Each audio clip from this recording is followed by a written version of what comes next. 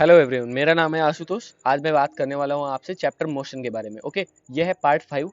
मैं इसके पार्ट 1, 2, 3, 4 पहले ही बना चुका हूँ। अगर आपने अभी तक नहीं देखा है तो पहले जाकर उन्हें देखिए, और आज है पार्ट 5। ओके, चलिए बिना देर किए हुए आगे बढ़ते हैं। तो देखिए, पीछे के जो पार्ट 4 था उसमें हम लोगों ने क्या पढ़ा हुआ था। तो हम लोगों ने पढ़ा हुआ था दूरी समय ग्राफ, और हम लोगों ने पढ़ा हुआ था वेग समय ग्राफ। ओके, तो वेग समय ग्राफ हम लोगों ने कैसे बनाया हुआ था। पहले हम लोगों ने इसकी बेसिक स्ट्रक्चर बनाई थी, हमने पैमाने बनाए थे। ठीक है, उसके बाद हमने उस पर पॉइंट्स लिए हुए थे। जैसे यहाँ पर देखिए, टाइम लिया हुआ है 5, वेग भी हो गया इस समय 5, टाइम 10, तो वेग भी 10। ठीक है, तो हमने 5 के सामने से एक रेखा खींची थी, फिर ये 5 के सामने से नीचे से एक रेखा खींची थी, जहां पर दोनों एक दूसरे को इंटरसेक्ट कर रहे थे। वहां पर हमने बना लिया था अपना एक कॉर्नर पॉइंट, जिसे हम लोगों ने नाम दिया था ABCD। ओके, तो अब उसके बाद हम लोगों ने क्या किया था, कॉर्नर पॉइंट्स को मिलाते हुए चले गए थे, और फाइनली हमें ग्राफ प्राप्त हो गया था। ठीक है, तो यहाँ पर भी हम लोग देखो एक ऐसे ही वेग समय ग्राफ बनाने वाले हैं। हालांकि ये होगा आपका मानक। ठीक है, तो देखो, ये है आपका समय यहाँ पर 0, वेग क्या होगा, u हो गया है। ठीक है, होगा क्या, माना हुआ है हम लोगों ने कि जिस समय समय 0 है उस समय वेग हमारा कितना है, u है। और जिस समय वेग हमारा समय हमारा t हो गया, उस समय वेग हमारा कितना हो गया है, v हो गया है। ओके, तो देखिए, अभी देखो टाइम 0 है तो ये वेग कितना है, u है। ठीक, आगे बढ़ते हैं। जब समय t हुआ है, ठीक है, तो उस समय हमारा वेग हो गया है v। ओके, तो देखो, यहाँ हम लोग 0 से अगर एक रेखा खींचेंगे तो वो u को जाकर यहीं पर इंटरसेक्ट कर जाएगी। जो हमने टी से रेखा खींच रखी है वो वी को जाकर यहाँ इंटरसेक्ट करती है। तो ये हो गए हमारे दो पॉइंट्स। ठीक है, तो अब इन दोनों को हम लोग क्या कर देते हैं, मिला देते हैं। ठीक है, मिला दिया। अब हम क्या करेंगे, अच्छा, हम लोग गति की समीकरण सिद्ध करने के लिए करेंगे क्या, हम लोग सबसे पहले समय अक्ष के समांतर एक खींच लेंगे, एक रेखा। ठीक है, लीजिए, हमने खींच लिए। ओके, अब क्या करेंगे, इनमें हम नाम दे देंगे। अच्छा देखो, ये वी है ना, तो यहाँ 0 से लेकर ये जो डिस्टेंस होगा ये आपका कितना होगा, वी होगा। 0 से लेकर u तक का डिस्टेंस कितना होगा, u होगा। ओके, ये यहाँ से 0 से t तक का कितना होगा, t होगा। ठीक है, तो चलिए, नेक्स्ट स्लाइड में हमने इसको नाम दे रखा है। ओके, चलिए, अभी एक चीज यहाँ पर छूटी हुई है जो कि है एंगल। इस एंगल को भी हम कुछ नाम दे देते हैं। मान लीजिए नाम दे दिया हमने, नाम दिया हुआ है हमने x। ओके, चलिए बैक करते हैं। ठीक है, चलिए आगे बढ़ते हैं। ठीक है, यहाँ पर मैंने थीटा लिख रखा है, लेकिन इसकी जगह मैं कर लेता हूँ x। ओके, चलिए आगे बढ़ते हैं। चलो देखो, ये है आपकी गति की प्रथम समीकरण। ठीक है, अब देखो यहाँ पे है क्या, सबसे पहले रिकैप करिए थोड़ा सा। स्क्रीन पर क्या लिखा है अभी इस बारे में ना सोचिए, जो मैं बोल रहा हूँ पहले उसे ध्यान से सुनिए। आपने जब वेग समय ग्राफ पढ़ा हुआ था तो आपने उसमें मैंने दो चीजें इंपॉर्टेंट बताई थी वेग समय ग्राफ को लेकर। मैंने बताया था कि वक्र जो होता है, वेग समय वक्र, और जो समय अक्ष होती है उसके बीच जो घिरा हुआ क्षेत्रफल होता है वो तय विस्थापन को प्रदर्शित करता है, फर्स्ट थिंग। सेकेंड थिंग क्या थी, कि जो वक्र होता है और जो समय अक्ष होती है उसके बीच जो बनने वाला कोण होता है, ठीक है, मान लीजिए x है, तो tan x उस समय प्रदर्शित करेगा त्वरण को। ये दो बातें मैंने पिछले आपको पार्ट में बताई हुई थी। ठीक, अब देखो यहाँ पर भी मैं वही काम करने वाला हूँ। यहाँ पे मैं ट्रायंगल ले रहा हूँ ABE, ये आपको दिख रहा है ट्रायंगल। ओके, ये ट्रायंगल रहा ABE। ठीक है, चलिए इसे जूम आउट कर लेते हैं। यहाँ पर ट्रायंगल ABE में, ठीक है, तो ट्रायंगल ABE में क्या होता है, देखिए ये कोड जो मैंने 10x बना, जो कोड मैंने x बनाया हुआ था, ओके, ये कोड x हो गया।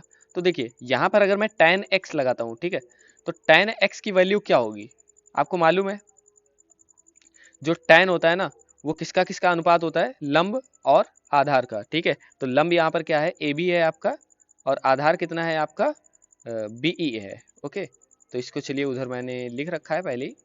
ठीक है, इसको जूम आउट करते हैं। तो देखो tan x is equal to हो गया AB अपॉन बी। अच्छा, AB की वैल्यू है कितनी, v माइनस यू, तो v माइनस यू, बी की वैल्यू है t, तो tan x is equal to हो गया v minus U upon T. ठीक है, जो वक्र की ढाल होती है वो त्वरण को प्रदर्शित करती है, तो tan x की जगह पर मैंने a रख लिया। ठीक है, v minus U upon T, तो t की मल्टीप्लाई होगी, at इज इक्वल टू होगा v माइनस यू, u आ जाएगा इधर, तो v इज इक्वल टू आ जाएगा u plus at। So this is your first equation. ठीक है, तो ये है आपकी गति की प्रथम समीकरण। वीडियो को पॉज कर लीजिए, आप चाहें तो स्क्रीनशॉट लेकर अपने नोट्स बना सकते हो। ठीक है, मैं आगे बढ़ता हूँ। देखिए यहाँ पर भी मैं वही काम करने वाला हूँ। अच्छा, यहाँ पर देखिए फर्स्ट जो इक्वेशन थी, मैंने यहाँ पर कौन सी चीज यूज की, कि जो वक्र की जो ढाल होती है ना, जो वेग समय वक्र होता है वो त्वरण प्रदर्शित करती है। अब यहाँ पर मैं क्या यूज करने वाला हूँ, यहाँ पर मैं यूज करने वाला हूँ वक्र और समय अक्ष के बीच घिरा हुआ क्षेत्रफल तय दूरी के बराबर या तय विस्थापन के बराबर होता है। तो देखो आकृति ABCD, ये आकृति ABCD बनी हुई है कंप्लीट। ठीक है, इसका जो क्षेत्रफल होगा वो, अच्छा देखो इसका पूरा का मुझे क्षेत्रफल निकालना है, तो क्या करूंगा, इस त्रिभुज का क्षेत्रफल प्लस इस चतुर्भुज का क्षेत्रफल नीचे, तो त्रिभुज ABE का क्षेत्रफल प्लस आयत BCDE का क्या होगा, क्षेत्रफल होगा। ठीक है, अच्छा त्रिभुज का क्षेत्रफल क्या होता है, 1 into 2 perpendicular length into base. Okay, तो 1/2 गुणे लंबवत ऊंचाई इंटू आधार। ठीक है, तो 1/2 लंबवत ऊंचाई इसकी कितनी है, AB है। ठीक है, त्रिभुज ABE आपको दिख रहा है, लंबवत ऊंचाई AB है, आधार कितना है, BE है। ठीक है, प्लस जो ये आपका रेक्टेंगल बना हुआ है इसकी एक भुजा है BE, तो BE की जगह मैंने CD लिखा हुआ है, क्योंकि BE इज इक्वल टू होगा CD, क्योंकि ये एक आयत है। ओके, तो CD हो गया और इंटू क्या हो जाएगा, BC। ठीक, तो S is equal to half, AB की वैल्यू रख दी V माइनस यू, BE की वैल्यू हो गई T, CD की वैल्यू T, BC की वैल्यू U। ठीक है, इसको सॉर्ट आउट करते हैं। अच्छा, जो द्वितीय समीकरण हमारी होती है ना, वो होती है S is equal to UT plus half AT square. उसमें तो V आता नहीं है कहीं पर, तो मुझे V को किसी से रिप्लेस करना पड़ेगा। अच्छा, V को रिप्लेस किससे करेंगे फिर, बात तो ये आती है। तो हम लोगों को गति के प्रथम समीकरण हम लोगों ने बचपन में पढ़ रखी थी कि V is equal to U plus AT होता है। ठीक, तो V की जगह पे हमने लोगों ने रख दिया U प्लस AT। ठीक है, तो S इज इक्वल टू आ गया half U plus AT minus U into T plus T into U। ठीक है, U से U कैंसिल हो जाएगा, ये आ जाएगा half AT into T plus UT, it means S is equal to UT plus half AT square, और ये आपकी होगी गति की द्वितीय समीकरण। ठीक है, चलिए आगे बढ़ते हैं। ठीक है, आप वीडियो को पॉज करके अपना नोट्स बना सकते हो। आगे बढ़ते हैं। देखो, जो सेम फिनोमिनन हमने वहां यूज किया हुआ था वही सेम तरीका हम लोग यहाँ पर भी यूज करने वाले। ठीक है, सॉरी फिनोमिनन नहीं, जो तरीका जो मेथड हम लोगों ने वहां यूज किया हुआ था वही मेथड मैं यहाँ पर भी यूज करने वाला हूँ, वही काम करूंगा। आकृति ABCD का क्षेत्रफल इज इक्वल टू त्रिभुज ABC का क्षेत्रफल, ABE का क्षेत्रफल प्लस आयत BCDE का क्षेत्रफल, वक्र और समय अक्ष के बीच घिरा हुआ क्षेत्रफल तय दूरी के क्या होता है, बराबर होता है। S is equal to half AB into BE plus CD into BC। ठीक है, S is equal to half V minus U into T plus T into U. ठीक है, अब देखो यहाँ पर मैंने, यहाँ तक सेम प्रोसीजर है जैसा कि हम लोगों ने द्वितीय समीकरण में किया था। ठीक है, लेकिन यहाँ से प्रोसीजर हो जाएगा थोड़ा सा change. S is equal to T half V minus U into T, T बाहर हो गया है, और यहाँ से भी टी इधर कॉमन हो जाएगा तो बचेगा U। ठीक है, टी अभी भी मैंने कॉमन रखा हुआ है, हाफ की मल्टीप्लाई करेंगे अंदर तो हो जाएगा V by two minus U by two plus U. Okay, अब देखिए ये V by two minus U by two plus U हुआ, S is equal to T, V by two है माइनस यू बाई टू है, अच्छा minus का half U है, ये प्लस का हाफ, ये प्लस का U है। ठीक है, तो ये सब्ट्रैक्ट हो जाएगा, क्या बचेगा, U बाई टू। ठीक है, और दोनों में कॉमन है तो ये हो जाएगा V प्लस यू बटे दो। ठीक है, तो S is equal to T into V plus U by two. ठीक है, तो T की वैल्यू क्या होगी, V minus U upon A, कहाँ से आएगी देखते हैं।